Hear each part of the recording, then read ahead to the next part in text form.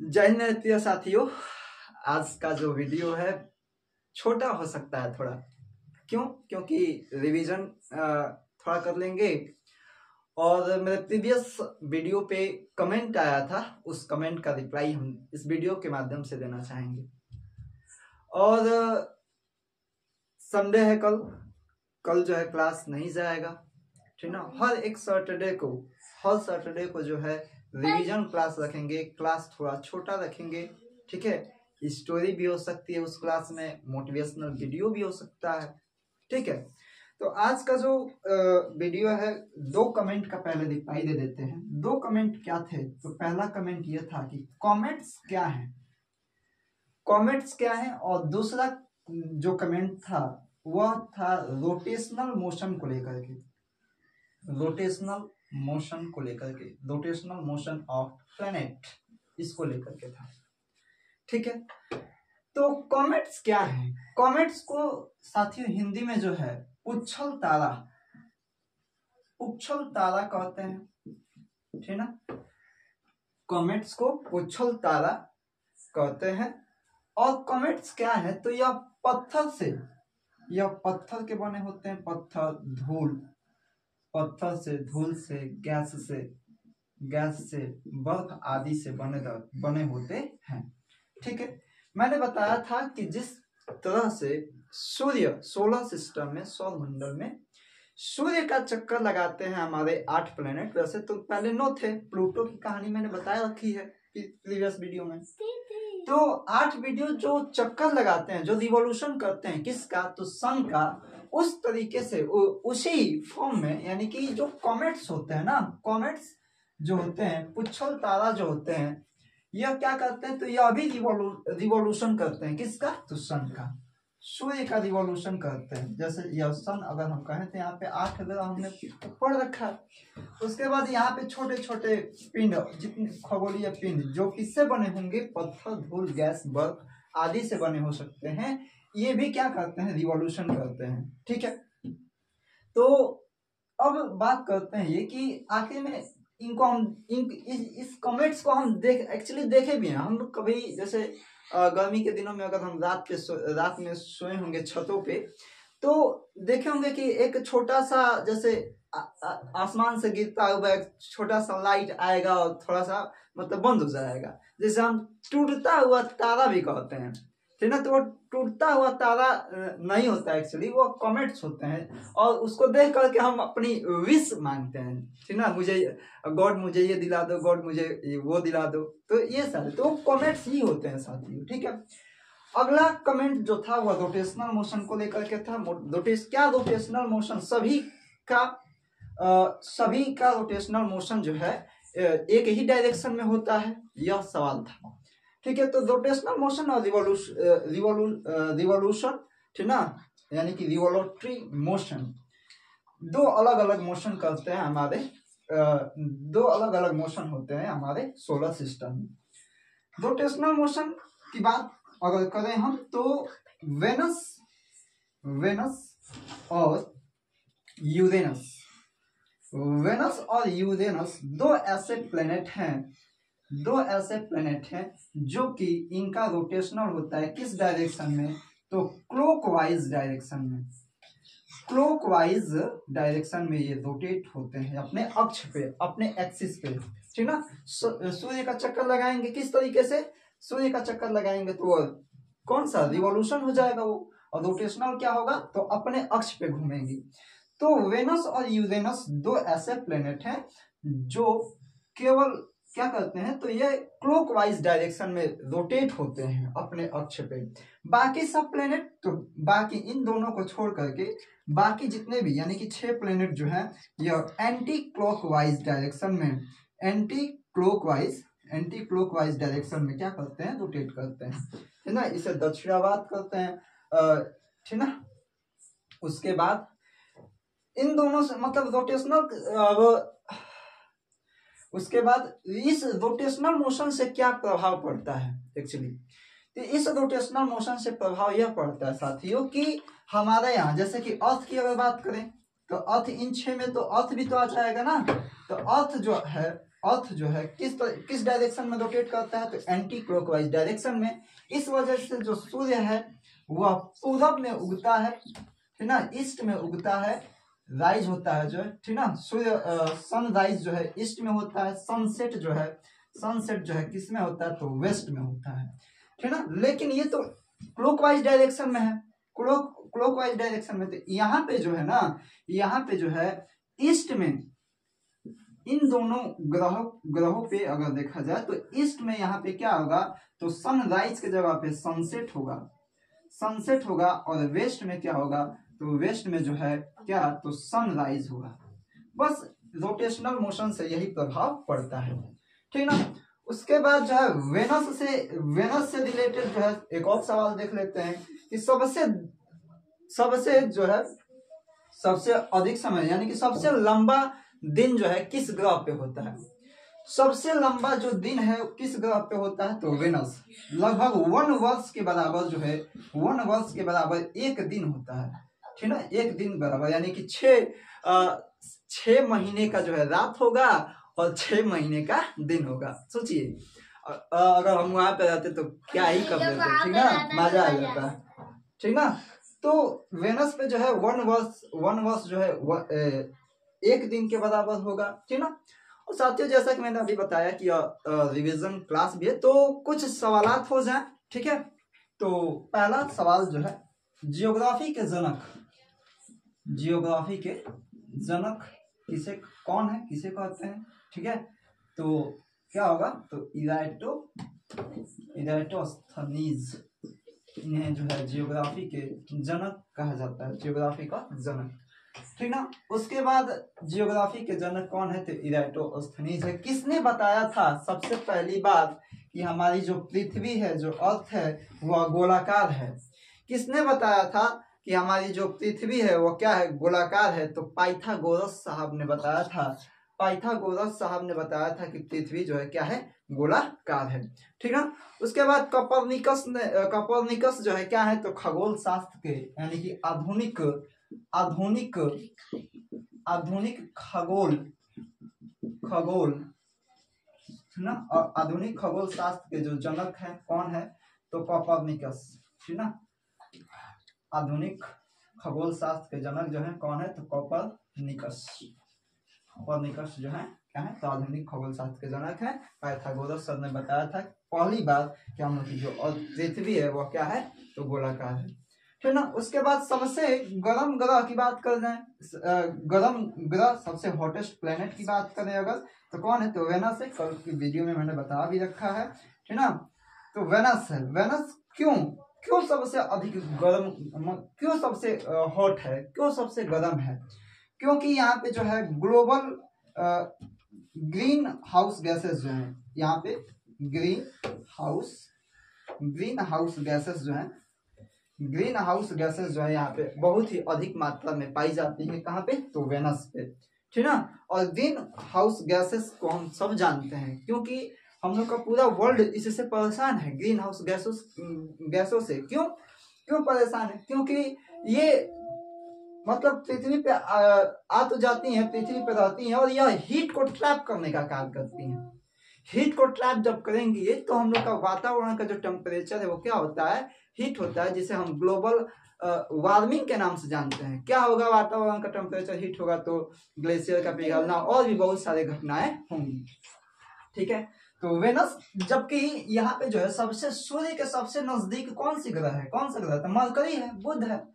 बुध सबसे अधिक गर्म न होकर के, सोचिए सूर्य के सबसे नजदीक है, यह अधिक गर्म न होकर के यहाँ पे वेनस है, ये अधिक गर्म है, ठीक ना। क्योंकि यहाँ पे सोचिए ग्रीन हाउस गैसेस का प्रभाव यहीं पे समझिए, ठीक ना। तो यहाँ पे कार्बन डाइऑक्साइड, CFC गैस जो है, ये chlorofluorocarbon gas, carbon dioxide gas और भी अदर गैसेस जो है, जो ग्रीन हाउस गैसेस के नाम से जानी जाती हैं, यहाँ पे पाई जाती हैं और हीट को, यहाँ के आसपास के हीट को क्या कर देती हैं, ट्रैप कर देती हैं, ठीक ना।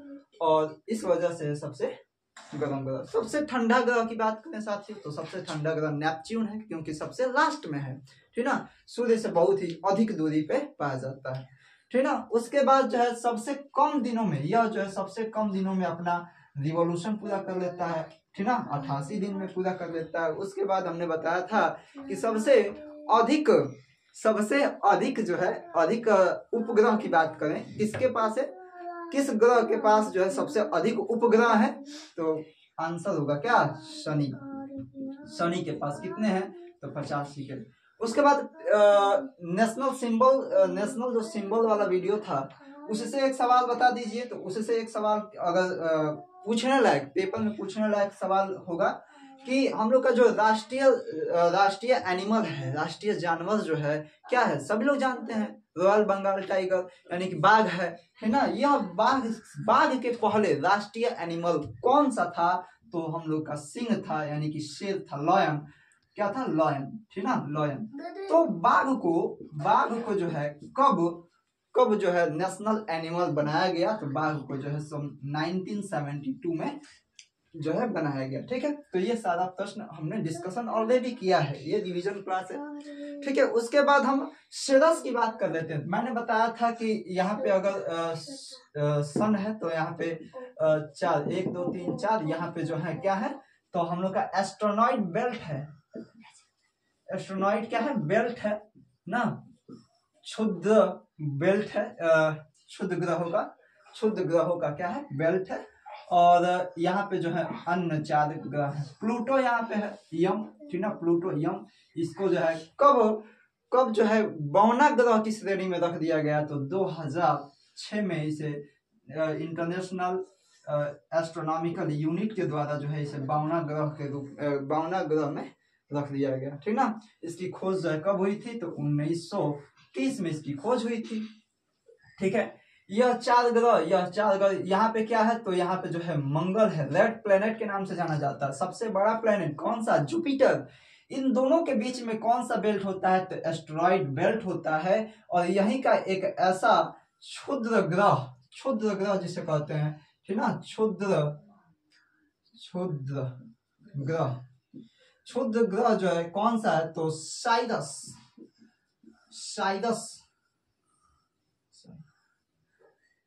क्षुद्र ग्रह कौन सा, तो साइरस जो है, ठीक ना, साइरस जो है क्या है, तो सबसे बड़ा क्षुद्र ग्रह है, सबसे बड़ा, लार्जेस्ट और सबसे चमकीला, ब्राइटेस्ट, ठीक ना, क्षुद्र ग्रह कौन सा है, तो साइरस है, ठीक है। उसके बाद आगे अगर हम लोग चलें तो ओरियन नेबुला क्या है, तो ओरियन नेबुला से पहले हम कहाँ जाना चाहेंगे, तो हम लोग जाना चाहेंगे जितने भी ये सारी बातें हुई हैं, सन, गैलेक्सी, स्टार, ठीक ना, ये साइरस, जितने भी प्लूटो, ठीक ना, उसके बाद कॉमेट्स, ठीक ना, ये जितने भी सब हैं, हम लोग किस में आते हैं, किस आकाश गंगा में आते हैं, किस गैलेक्सी में आते हैं, तो नाम है मंदाकिनी, मिल्की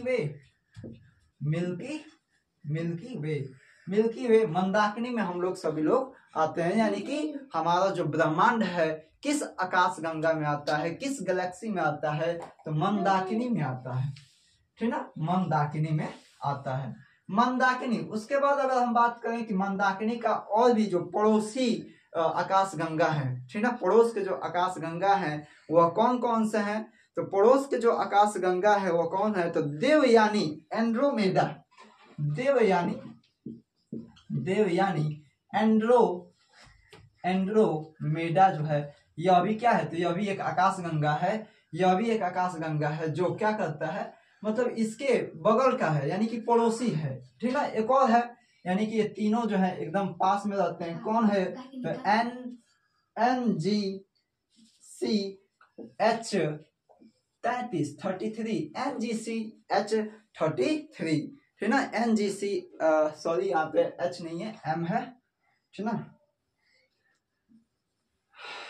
M है, तो NGC-M33 जो है क्या है, तो मतलब ये तीनों जो है आपस में एक साथ रहते हैं, और तीनों को मिला करके सुपर क्लस्टर नाम दिया जाता है, सुपर क्लस्टर, ठीक ना। तो जब तीन आकाश गंगा, 3 गैलेक्सी एक साथ रहेंगी तो सुपर क्लस्टर नाम दिया जाएगा। और प्रश्न यह बन सकता है कि हम लोग किस सुपर क्लस्टर में रहते हैं, हम लोग किस सुपर क्लस्टर के हम लोग किस सुपर क्लस्टर के, तो सुपर क्लस्टर में तीनों आ जाएगा, मंदाकिनी, एंड्रोमेडा और NGC-M33। तीनों को क्या कहा जाता है, सुपर क्लस्टर कहा जाता है, ठीक ना।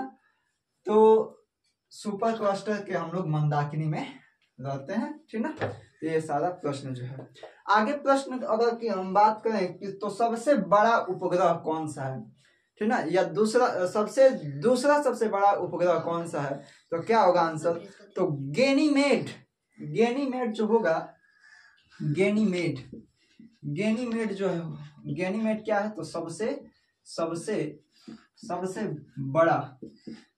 बड़ा उपग्रह है। यह गैनीमेड किस ग्रह का उपग्रह है, तो यह जो है जुपिटर का है। किसका है, तो जुपिटर का है, ठीक है। उसके बाद दूसरा सबसे बड़ा उपग्रह की बात करें तो दूसरा सबसे बड़ा उपग्रह कौन सा है, तो टाइटन है। टाइटन यह किसका है, तो यह जो है सैटर्न का है, शनि का है, ठीक ना, सैटर्न का है, शनि का है।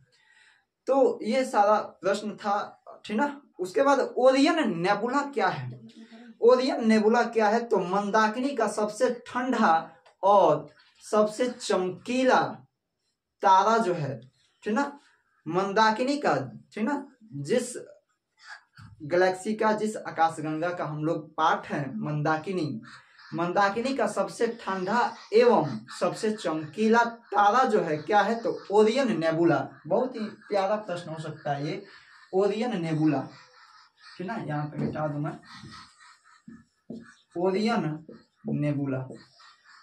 नेबुला क्या है, तो ओरियन नेबुला जो है क्या है, तो मंदाकिनी का सबसे ठंडा एवं सबसे चमकीला तारा है, ठीक है।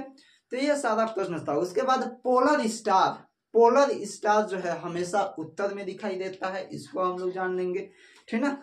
उसके बाद जो है ये सारा प्रश्न, और आगे जो है हम लोग अर्थ के यहाँ से स्टार्ट करेंगे। अर्थ अगला वीडियो जो है मंडे को जाएगा, अर्थ के यहाँ से स्टार्ट करेंगे, लैटिट्यूड लॉन्गिट्यूड का बातें सब करते हुए आगे हम लोग बढ़ेंगे। इससे पहले हम लोग करंट अफेयर्स भी जान लेते हैं। करंट अफेयर्स, ठीक ना, करंट अफेयर्स क्या है, तो 4 जनवरी को विश्व ब्रेल दिवस मनाया गया, ठीक ना, यह कल मैंने डिस्कस किया था। उसके बाद कल के प्रश्न में यह भी था, कल के करंट अफेयर्स में यह भी था कि योगी आदित्यनाथ जी ने, ठीक ना, फ्लोटिंग रेस्टोरेंट का उद्घाटन जो है कहाँ पे किए हैं, तो प्रयागराज में किए हैं। आज का क्या है, तो आज का करंट अफेयर्स पे ध्यान देंगे, ठीक ना। इसके बाद मैं मिटा दूं, आज के करंट अफेयर्स पे ध्यान देंगे थोड़ा। तो आज का करंट अफेयर्स क्या है, तो रानी दुर्गावती प्रोत्साहन योजना की शुरुआत कौन किया है, तो रानी दुर्गावती प्रोत्साहन योजना, ठीक ना, रानी दुर्गावती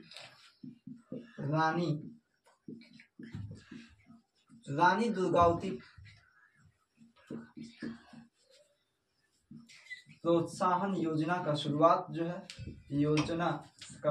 जो है कौन किया है, तो मध्य प्रदेश, एमपी किया है, एमपी मध्य प्रदेश के द्वारा की गई है ये। उसके बाद विदेश मंत्रालय के नए प्रवक्ता कौन नियुक्त हुए हैं, तो रणधीर जायसवाल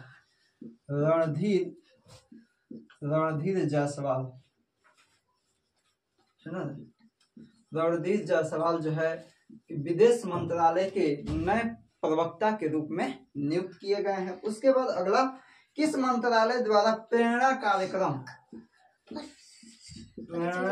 कार्यक्रम की शुरुआत हुई है, किस मंत्रालय द्वारा हुई है, तो शिक्षा मंत्रालय द्वारा, ठीक ना। उसके बाद मतलब अब तक का सबसे छोटा क्रिकेट टेस्ट मैच, ठीक ना, या टेस्ट क्रिकेट मैच कह सकते हैं, टेस्ट क्रिकेट मैच अब तक का सबसे छोटा टेस्ट क्रिकेट मैच जो है किसके बीच में हुआ है, तो भारत और दक्षिण अफ्रीका के बीच में जो है अब तक का सबसे छोटा टेस्ट क्रिकेट मैच खेला गया है, ठीक ना। लगभग 107 ओवर के आसपास में जो है खत्म हो गया, ठीक ना। तो ये सारी आज का यह क्लास है और अगला क्लास जो है मंडे को मिलेगा, ठीक ना। आशा करता हूँ कि यह जो सेशन है रिवीजन सेशन प्लस में हमने कमेंट का जो रिप्लाई दिया, यह देख करके आपको प्यारा लगा होगा यह सेशन, ठीक ना। आप भी कमेंट करिए और रिप्लाई मैं अवश्य दूंगा। वीडियो के मतलब जो भी पढ़ाया जा रहा है, जो भी क्वेश्चन है, कोई क्रॉस क्वेश्चन करिए का मतलब कि बीच में से अगर कोई चीज अगर स्किप कर दिया जा रहा है तो उसको आप मतलब पूछ लीजिए। तो वीडियो के माध्यम से जैसे अगले सेशन में पहले उसको कमेंट का रिप्लाई दे दिया जाएगा, उसके बाद जो है हम लोग आज सेशन को आगे बढ़ाएंगे, ठीक है। तो यही उम्मीद करेंगे कि आपको यह सेशन प्यारा लगा होगा। जय हिंद मेरे प्रिय साथियों।